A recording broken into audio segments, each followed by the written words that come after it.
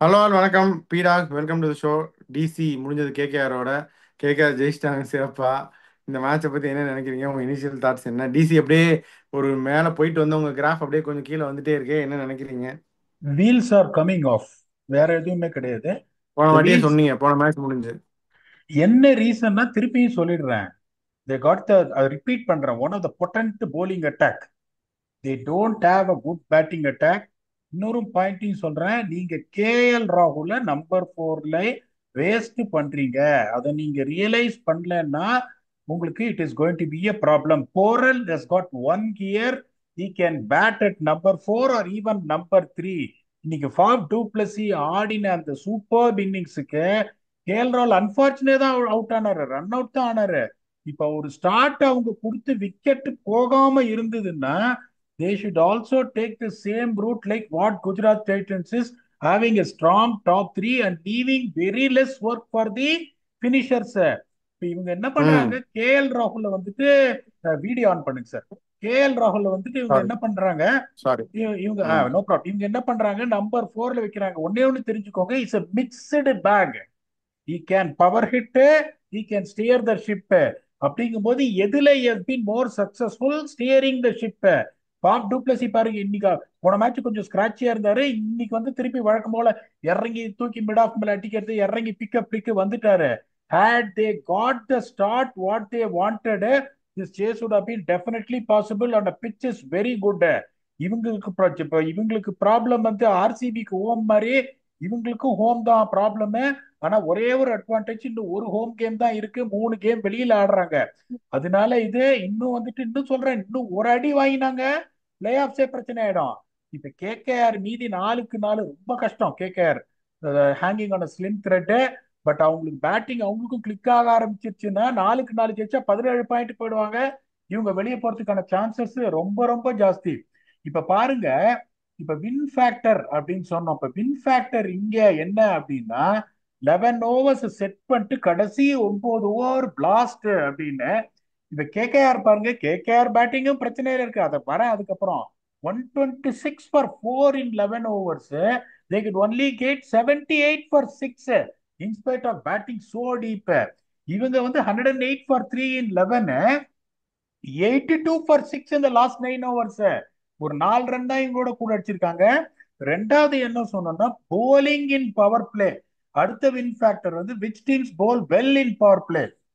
KKR 58 for 2, Delhi Capitals 79 for 1.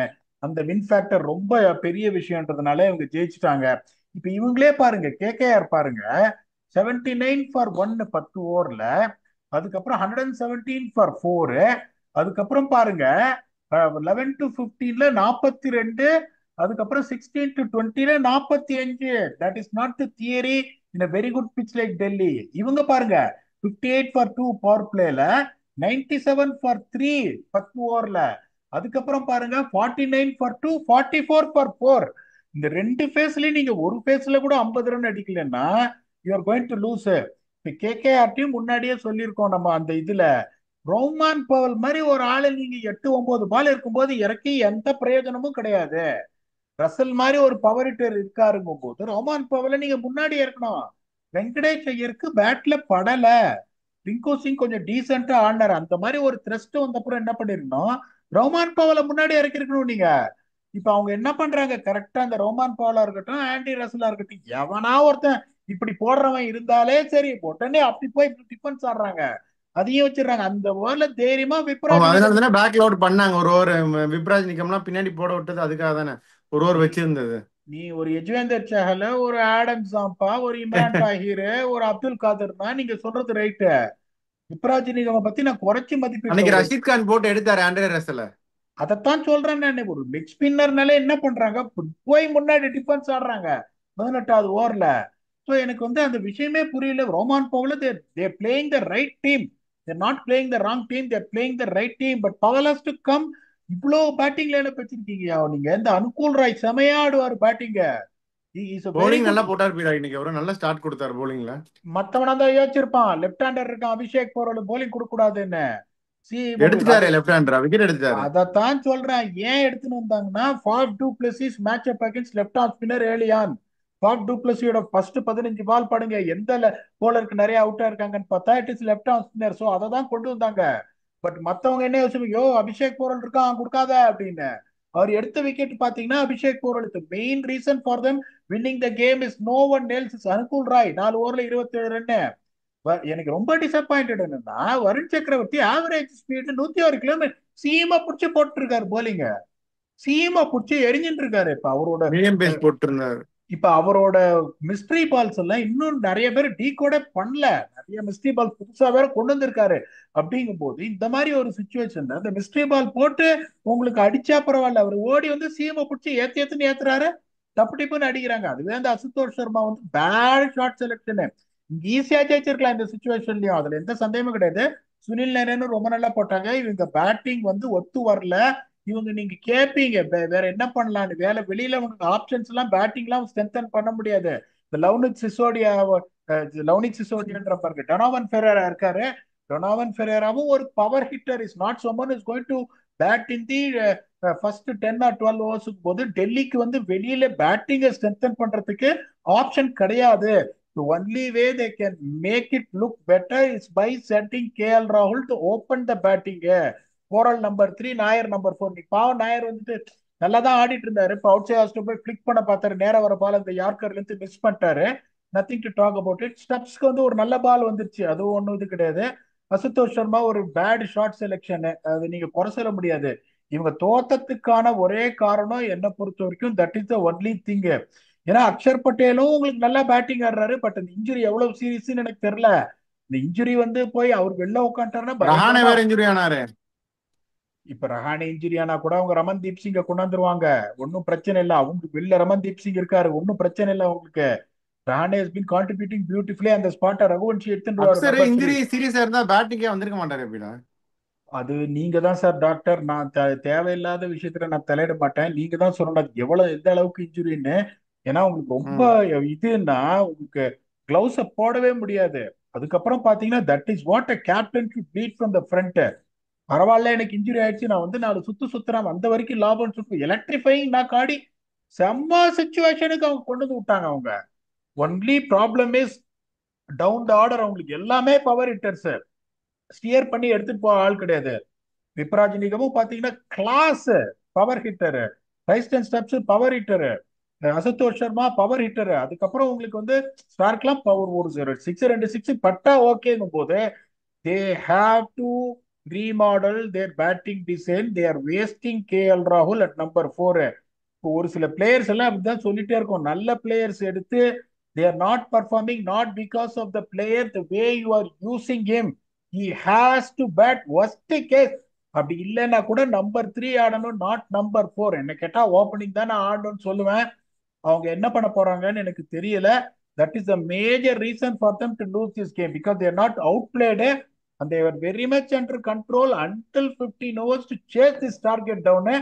அவங்களோட problem என்னன்னா அவங்களோட பேட்டிங் தான். 200+ is always going to be difficult for a batting lineup like that. கேகேஆரே 220 போயிருக்கணும் அந்த ஸ்டார்ட் வாட் தே காட்ட. அவங்களுக்கும் பேசாம இன்னைக்கு பேட்டிங் ஃபர்ஸ்ட் பேட்டிங் முடிச்சிருக்கலாம், டாஸ் இவங்க தானே ஜெயிச்சாங்க. யாரு சார் கேக்குறாங்க? ஹோம் கிரவுண்டு இந்த மாதிரி 210 தேவைன்னு சொல்றேன். போன வருஷம் வந்துட்டு 5 match team batting winning the toss bowl first 5 டைமும் தேவ் கன்சீடர் 200+, 5 டைமும் தோத்துருக்காங்க. அதுக்கப்புறம் இங்கேயும் பாத்தீங்கன்னா இந்த டெல்லி ஹிஸ்டரி அப்படின்னு நீங்க பாத்தீங்கன்னா உங்களுக்கு நான் சொல்லிடுறேன் உங்களுக்கு. இப்ப இப்ப இந்த டெல்லி ஹிஸ்டரி வந்து உங்களுக்கு என்ன ஆயிருக்கு பாருங்க. இப்ப இங்க ஆடினதுல இப்ப மும்பை 205 இவங்க சேஸ் பண்ணி 12 ரன்ல தோத்தாங்க. ஓகே. அதுக்கப்புறம் பாத்தீங்கன்னா ராஜஸ்தான் ராயல்ஸ் ஜெயிக்க வேண்டிய மேட்ச் 188 என்ன ஆச்சு, டை ஆச்சு சூப்பர் ஓவர். அதுக்கப்புறம் டெல்லி புட்ட below par score of 162 against RCB. அதை நீங்க கணக்கு பண்ண முடியாது பேட்டிங் ஆனதுல. அப்படிங்கும் போது ஆர்சிபியே எடுத்த உடனே விக்கெட் விட்டாங்க. Both teams didn't bat well. That doesn't mean there's got any demands in the pitch. அப்படிங்கும் போது நீங்க சொல்ற மாதிரி they should have batted first when your strength is bowling. ஒரு 190 அடிச்சிருந்தா கூட they have a chance. But அதை கூட நான் பெருசா சொல்ல மாட்டேன். பேட்டிங் ஆர்டரை இவங்களும் டிங்கர் பண்ணணும், கேகேஆரும் டிங்கர் பண்ணணும், இல்லைன்னா கஷ்டப்படுவாங்க. KKR at least go back to next venue. They got 4 games to go, 4 to win to get to the playoffs. அந்த ஒரு ஹோப்ஸ்ல போவாங்க. இவங்க 4ல 2 ஜெயிக்கணும். இவங்க பேட்டிங்ல டிங்கர் பண்ணாம இன்னொரு அடி வாங்கிட்டாங்கன்னா 3-2ன்றது ஒரு மாதிரி ஆயிடும். Anything can happen. They deserve to get to play of. Hopefully they get in to it. ஆமா. பவுலிங் பர்சனல் இன்னும் நடராஜன் ஒரு கேம் கூட ஆடல இந்த டோர்னமெண்ட்ல. மோஹித் சர்மா நல்லா போட்டுட்டு இருந்தாரு, அப்புறம் சடன்லி வாஸ் நாட் ப்ரிஃபர்டு. பவுலிங்ல ஏதாவது சேஞ்சஸ் பண்ணலாம்னு நினைக்கிறீங்களா? நான் சி இப்ப நான் I will not read in to Dushmantha Sameera's analysis. I will not read in to that. Okay, அது ரொம்ப ஹார்ஷா ஃபர்ஸ்ட் இருக்கும். ஒரு 25 ரன் கொடுத்தாரு பீடாக், தெரியும் பாத்தீங்கல்ல?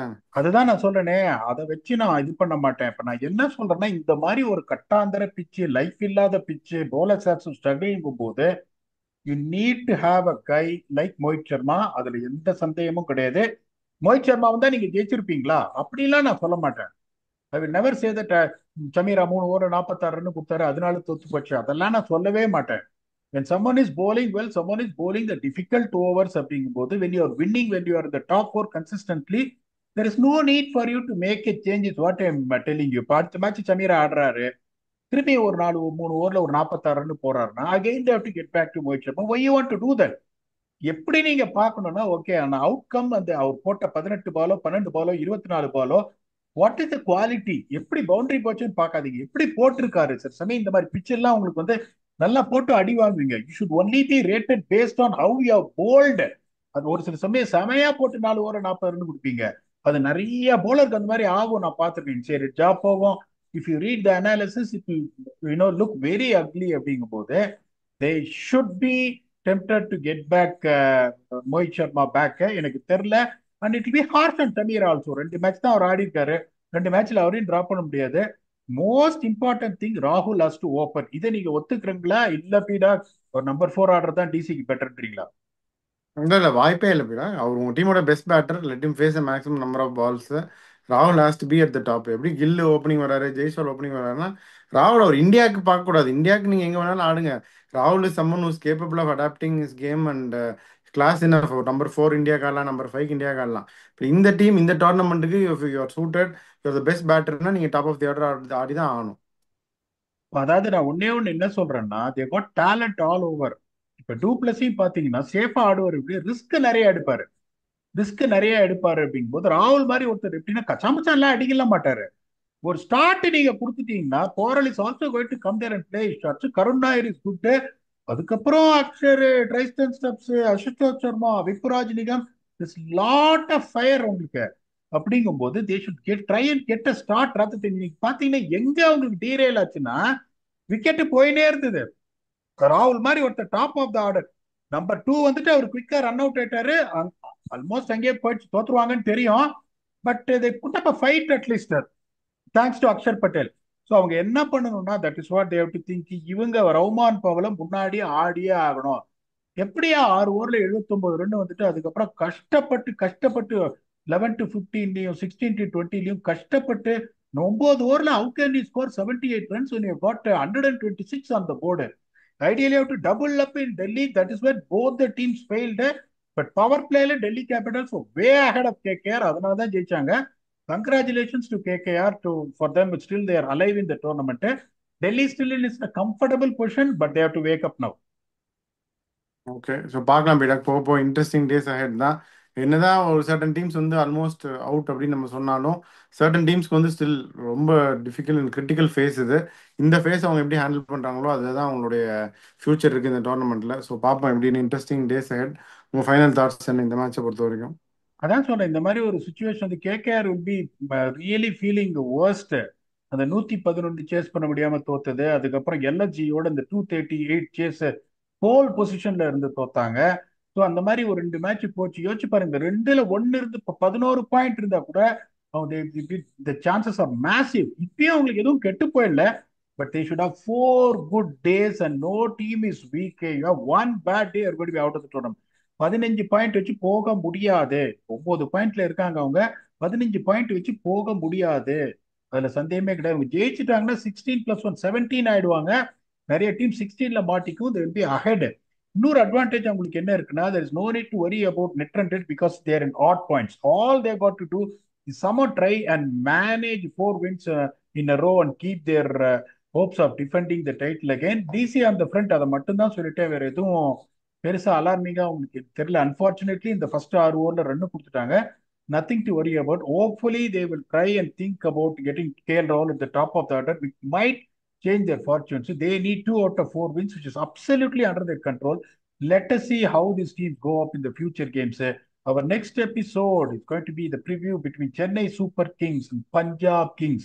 இந்த ரெண்டு கிங்ஸ்ல நாளைக்கு யாரு கிங்ஸ் அப்படிங்கிறத பார்த்துருவோம். We come up with a preview with your very own Octopus. Until then, thanks a lot and bye bye.